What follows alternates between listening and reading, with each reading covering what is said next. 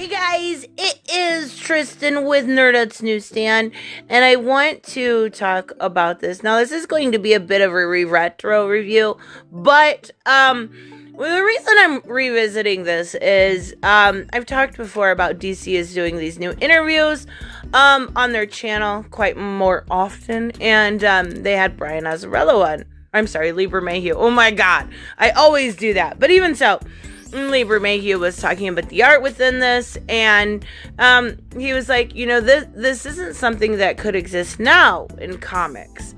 So I've read this 2 or 3 times at this point, so I revisited it. I'm like, why could it not exist now? Well, I actually did figure it out, and I almost agree with him. And I haven't talked in the subject of Gail Simone coined a term, women in refrigerators, back in 1999, and it had to do with the fact that Kyle Rayner, literally his girlfriend Alexandria, was murdered and put in a refrigerator. That's where it comes from, right? But it's more about the fact that women within comic books are used as a male drive. They are, you know, put in the plot to further the male narrative. Now, I actually don't agree with Gail on a lot of things. There is one point I want to talk about that, you know, I really do think this, you know, we're gonna talk, this is obviously spoilers, but make sure you hit like, because this video is going to get seriously demonetized. We're going to talk a little bit about sexual assault and all of that stuff within comic books, used as a trope, and it's pretty unavoidable at this point. So we're going to talk about, obviously, we had Identity Crisis, the rape of Sue Debney. Now, we've also seen males raped within comic books, whether it's Tarantula and Nightwing, and we've got one in here we're going to talk about. So, you know, the whole thing with women in refrigerators was, is this okay? Is this okay to have in your books? You know, I'm going to tell you right now, it has to be handled correctly. And I'm really not for it at all. Now, the Sue thing was absolutely handled incorrectly. Nightwing was handled horribly.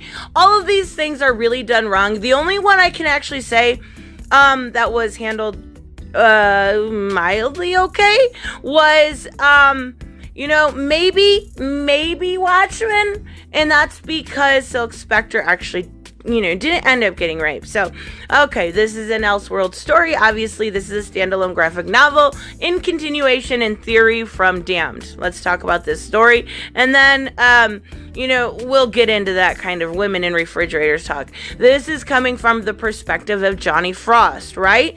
Absolutely fantastic character. Everything about this is almost a fantasy of a power trip. Right? That's what it comes down to, is the power trip of Johnny Frost. Now we're seeing him here. Joker is getting out of Arkham Asylum, and somebody's got to pick him up.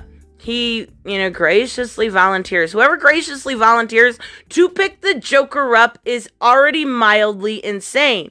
But he wants to work for him. Not only does he want to work for him, at some point he wants to become just like him. Now, Brian Azzarello and Libra Mayhew did a fantastic job on this. I would give it a 9 out of 10. There's actually only one reason why I'd say it's not a 10 out of 10, and we'll get there. But, you know, yeah, the art is fantastic. Some of the plots are rather... we'll get there. We'll get there, okay? I'm sorry. I want to talk about it, but my God, it makes me cringe so hard. So this is Croc, and you know, he's gonna end up being betrayed and all of that, but the way he's done is so well done. I absolutely love the way he looks. Like, there's nothing to really complain about when it comes to art-wise. Obviously, it's Libra Mayhew. You can't. So we're going to, you know, go back to this club. This is another part, and I love this Harley, and this is way different. This isn't Harley Quinn, and this is you know, Elseworld Harley Quinn. It's very different. She's more like what we've seen from Punchline at this point. She's like Joker number 2, but we see Joker, you know, Harley here half naked, and I do like her in this. It's just very different. You know, she's a stripper, and she's Joker's girlfriend. We basically only see her strip once, but she's very, She's risque. We'll call her risque. But we see this, man basically skinned alive here. And Joker's trying to basically show everyone who he is, right? So, there's just a little subplot here between Two-Face and Johnny. And we'll get there because it does become important. It's just not at this point. We see this kind of power trip when it comes to Joker. He thinks something's going on with Johnny. He's just basically trying to force drugs down his throat and whatever, I guess so. We get a flashback. Now, this woman is going to be important to my video. She's not a huge part in the thing, but she's going to be important to my video. This is his ex filing for divorce. She doesn't want anything to do with him after he got out of jail. And that's really all you need to know about her. But, you're going to have to remember her for a little bit.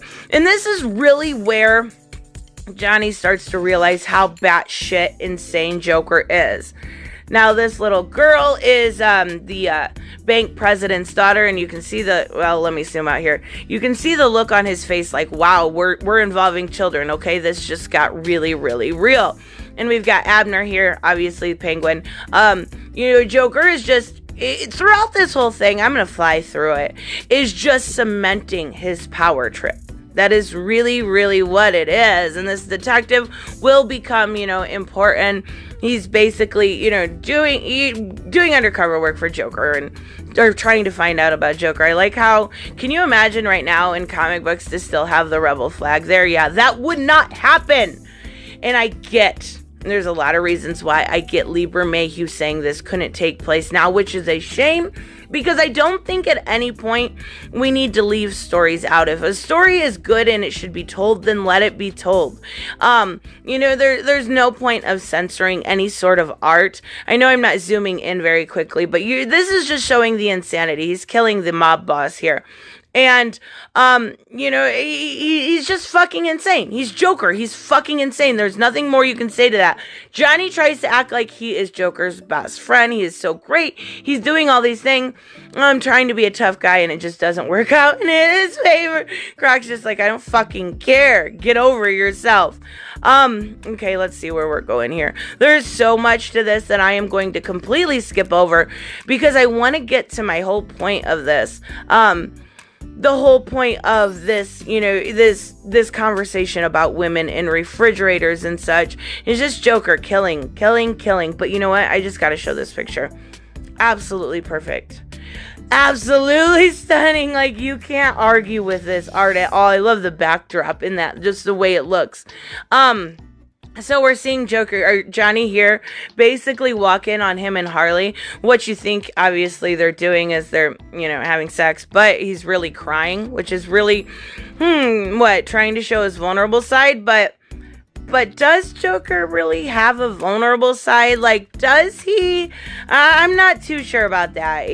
That part was weird for me. So we get the first betrayal of, Joker to Johnny. He's already seen that he's fucking batshit insane, but he's starting to see that, it just like, I think it was Two-Face that told him, Joker doesn't care about you. He'll kill you. And now we're seeing, the gun to his temple.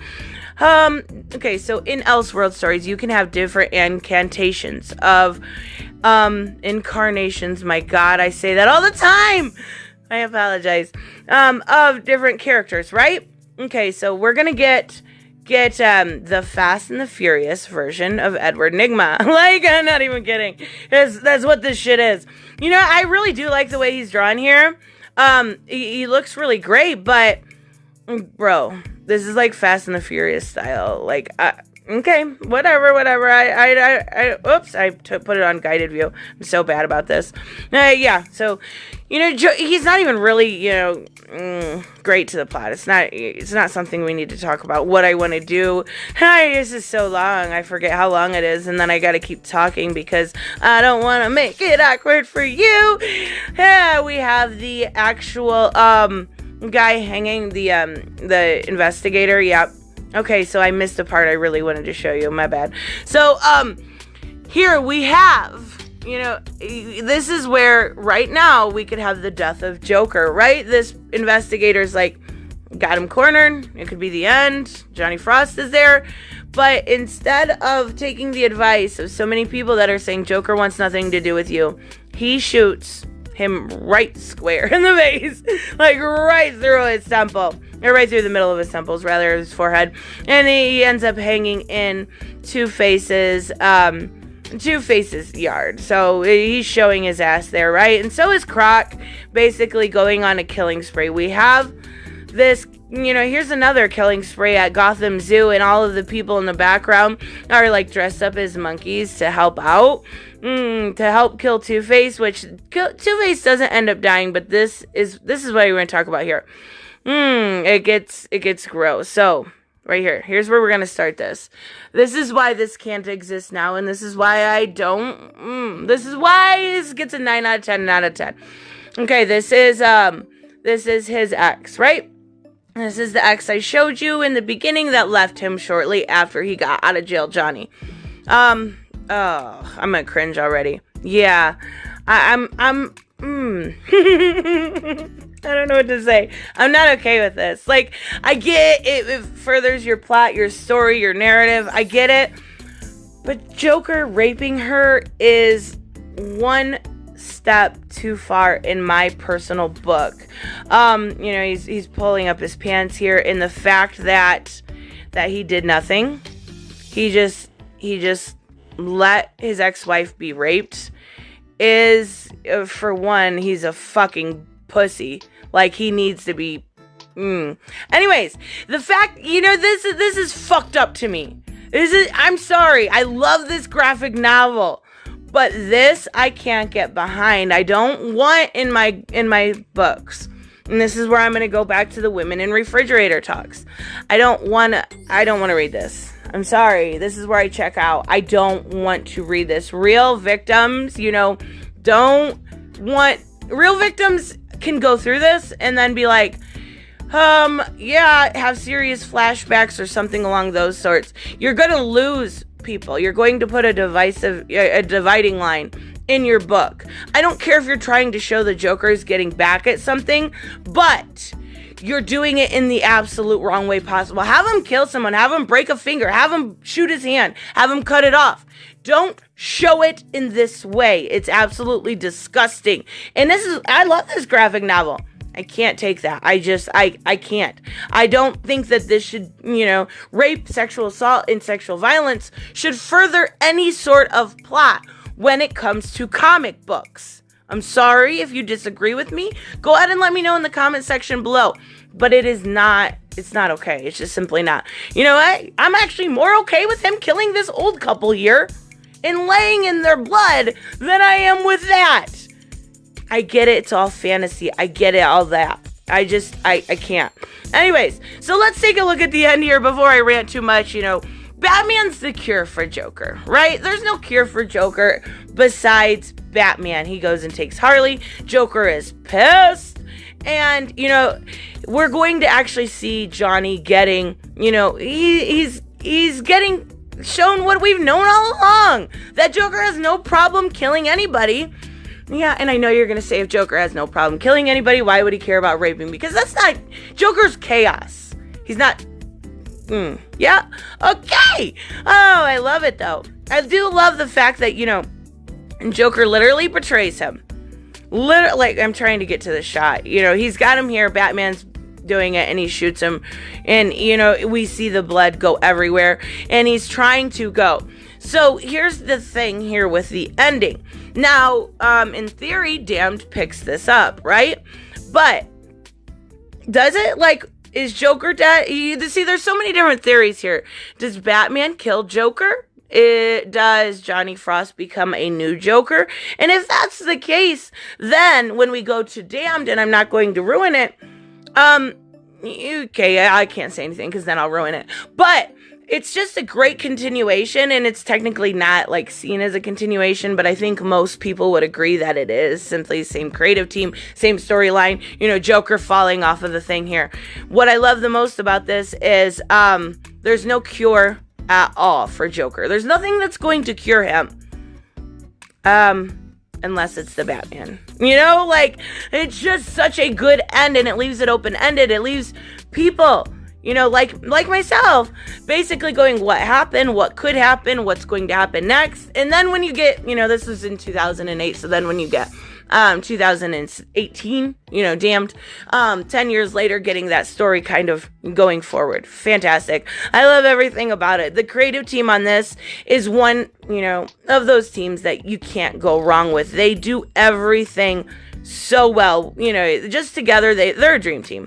Anyways, yeah, after seeing that, you know, from Lee Bermehue on DC Channel and revisiting this, I really do get why this story can't be told anymore. I do think it's a shame. I do think artists and writers should be able to tell whatever story they like, but at some point, when do you have to be responsible for that kind of thing? I don't know. It's a question to ponder upon. Let me know what you guys think, though, in the comments below, because yeah, I can't with that shit. It's too much. It really is. Whether it's this situation or Sue or Nightwing, doesn't matter. It's too much. Anyways, I will see you guys in the next one. Bye-bye. Hey guys, I want to give a huge shout out to my Patreon and subscribe stars. You guys literally make this channel possible. Huge thank you to Cage the Mick, Robert Mick Twiz, Black Knight Fool, Brucey, Chris Z, David L, David Rafford, Jeffrey Allen Carnes, Mighty Paws, Mike Buckner, Maizen Barbosa, Ruskar, Ryan Deckert, and Doc Holiday. You guys are absolutely amazing, and thank you so much for all your support. Don't forget on the way out to like as always if you enjoy the content, and hit subscribe. And I will see you in the next one. Bye-bye.